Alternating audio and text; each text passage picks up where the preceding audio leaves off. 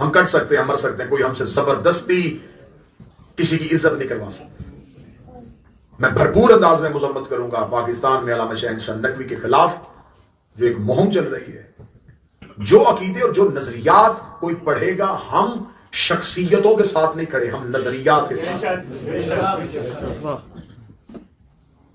اس قوم کی نا اتفاقی نے یہ وقت دکھائے کہ جن کو بات کرنے کا سلیقہ نہیں تھا وہ آج ہمارے منہ کو آ رہے ہیں۔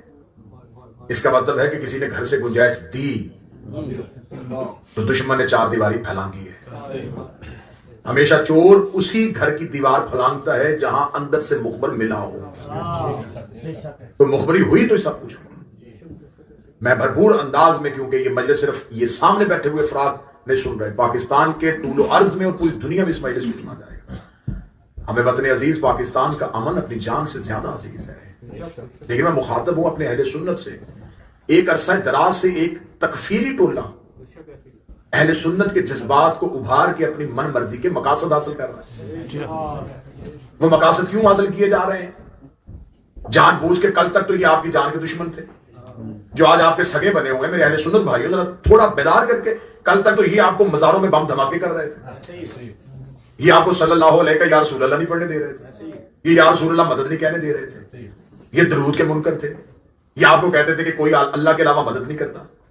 آج یہ آپ کے عقیدے کے سربراہ بن کے آپ کی سربراہی میں جو وطن عزیز میں ایک دہشت گردی کی لہر دوڑا رہے ہیں، یہ ایک سوچی سمجھی سازش ہے۔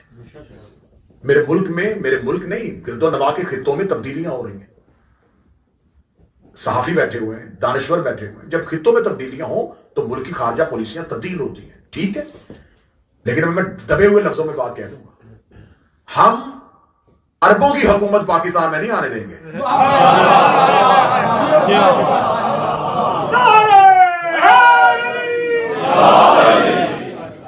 یہ سوچیں کہیں اور سے آئی ہیں، اور یہ سوچ صرف سوچ ہی نہیں آئی، یہ ریال سمیت آئی ہے۔ میں کہا صاحب ٹھیک ہے، یہ ریال سمیت سوچ آئی ہے۔ میرے ملک میں ایک نئی لہر کو ابھارا جا رہا ہے۔ بھئی اگر بہت زیادہ شوق ہے تو بیٹھ کے ڈیبیٹ کرو۔ کس کی عزت کروانا چاہتے ہو؟ ہم سے نہیں ہوتی بنی امیہ کی عزت۔ اپنے بچوں کی آنکھوں میں دھول جھونک رہے ہو، تمہارے پرانے علماء کتابوں میں لکھ کے چلے گئے، جس کی نام پہ آج تم جلوس نکال رہے ہو وہ مولا علی کو ممبروں پہ گالیاں دیتا تھا۔ علی کی دفعہ تمہیں غیرت نہیں آئی، اب تمہیں غیرت کس بات کی آ رہی ہے؟ نہیں مانیں گے ہم اس بندے کو جو علی سے جنگ کرتا ہے۔ کتابوں کے چھت تک ڈھیر لگ جائیں گے۔ تمہاری کتابوں کی تو ابھی سیاہی خشک نہیں ہوئی جس میں لکھا ہوا ہے کہ یہ علی اور اولاد علی کے ساتھ کیا سلوک کرتا ہے۔ آج تم آہستہ آہستہ ان کی عزت اب بنی امیہ کی عزت ہم سے کرواؤ گے؟ ہم سے بنی امیہ کی عزت نہیں ہوگی۔ قانون پاس کروانا چاہتے ہو، کون سے قانون پاس کروانا چاہتے ہو؟ پہلے اپنی کتابیں تو پڑھو۔ صحابہ کو نام ماننے سے نہیں بندہ کافر ہوگا، اسے سزائے موت ہوگی۔ ان صحابہ کا کیا کرو گے جو آپس میں ایک دوسرے کو نہیں مانتے تھے؟ اگر وہ سارے مانتے تو جنگیں کیوں ہوئی؟ میں نے پورے محرم میں یہ مضمون پڑھا، 80 ہزار بندہ ایک ایک جنگ میں قتل ہوا ہے۔ اب انہیں کیا کہنا ہے؟ شہید کہنا ہے یا قتل کہنا ہے؟ ایک مدینے سے نکال رہا ہے، ایک مدینے سے نکل رہا ہے، جو نکل رہا ہے وہ بھی صاحب بھی ہے، جو نکال رہا ہے وہ بھی صاحب۔ خالد بن ولید مالک بن نویرہ کو قتل کر رہا ہے، جو قتل ہو رہا ہے وہ بھی صاحب بھی، جو قتل کر رہا ہے وہ بھی صاحب بھی۔ بعد میں کہتے ہیں جی وہ ان لوگوں کی بات ہی، ہم کون ہوتے ہیں؟ آپ کوئی نہیں ہوتے، ہم ہوتے ہیں۔ آپ سے کوئی نہیں ہو سکتی، ہم ہوتے ہیں۔ حضور ہم کریں گے بات، جو حق پہ ہے ہم اس کا ساتھ دیں۔ اہل بیت حق پہ تھے، حق پہ ہیں، حق پہ رہیں گے۔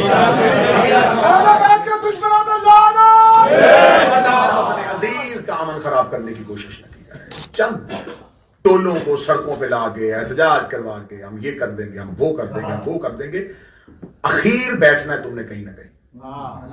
پھر منحوس مولوی کی کل یا پرسوں کی پریس کانفرنس ہے، جی علی ولی اللہ زام میں کہتے ہیں کہ دہشت گردی۔ میں تمہیں علی ولی اللہ دعوت الشیرہ میں دکھاتا ہوں، تم مجھے صلاۃ و خیر من النوم دکھا۔ بھئی اذان میں اضافہ کس نے کیا؟ ہم تو یہ باتیں بڑے امن کے ساتھ کرنے والے لوگ تھے، لیکن مجبور کیا گیا ہے۔ اگر علی ولی اللہ اذان میں اضافہ تمہیں دہشت گردی لگتا ہے تو تم نے تو خود کے بات اصول میں لکھی ہوئی ہے کہ جو کام نبی کی زندگی میں نہ ہوا ہو اور بعد میں وہ بدعت ہوتا ہے. تو پھر ایک لمبی فہرست ہم نکالیں کہ کون کون سا کام نبی کے بعد ہوا. علمی میدان میں آ کے گفتگو کر لو, بیٹھ کے گفتگو کر لو, کسی بھی عدالت میں چلے جاؤ. ابھی تو وہ عدالتوں کے جج زندہ ہیں جہاں سے مبلغ اعظم علی ولی اللہ منوا کے آیا تھا. ہم لاوارث قوم نہیں ہے. ہاں ہوا ہے, غلطی ہوئی ہے. غلطی یہ ہو گئی ہے کہ گھر کی چار دیواری محفوظ نہیں, ایک دوسرے کی گردنوں پہ, کیونکہ امن کے دن تھے, ہمیں باہر سے مارنے والا کوئی نہیں تھا. ہم نے کہا اچھا موقع ہے, خود ایک دوسرے کو مار لیتے ہیں. ایسا ہی ہوا نا. مولا امیر المومنین کا فرمان ہے امن کے دنوں میں جنگ کی تیاری کرو. یہ کمین گاہوں میں چھپے ہوئے تھے. اچھا حکومت افغانستان میں بدلی ہے, مزاج ان کے خراب ہو گئے. بھائی حکومت ان کی تبدیل ہوئی ہے, تمہاری گردن میں سریا کس بات پہ آ گیا کہ ہم کیا بن گئے؟ آپ کچھ بھی نہیں بنے. آپ وہی ہیں جو پہلے تھے, اور آپ وہی رہیں گے جو پہلے تھے. یہ بات میں صرف کیونکہ آپ کا تو یہ ٹاپک ہی نہیں ہے, لیکن میں بات جہاں پہنچانا چاہتا تھا وہ بڑے اچھے طریقے سے پہنچا.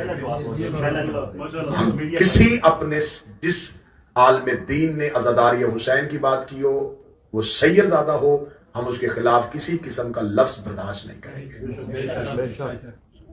علماء میں, خطبہ میں, ذاکرین میں, ماتمیوں میں ہمارے اندرونی اختلافات, ہمارے ہلکے ہلکے نظریات کے اختلاف ہیں, ہمارے عقائد کے اختلاف ہو سکتے ہیں, لیکن ہمارے مذہبی اختلافات نہیں ہیں.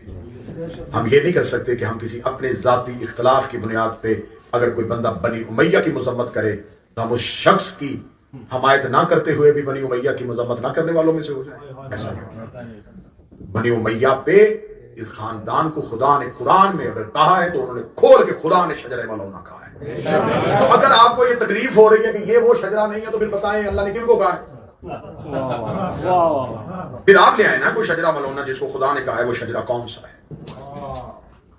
مشکل سے مشکل دور آ رہا ہے کیونکہ حجت کا ظہور قریب ہے.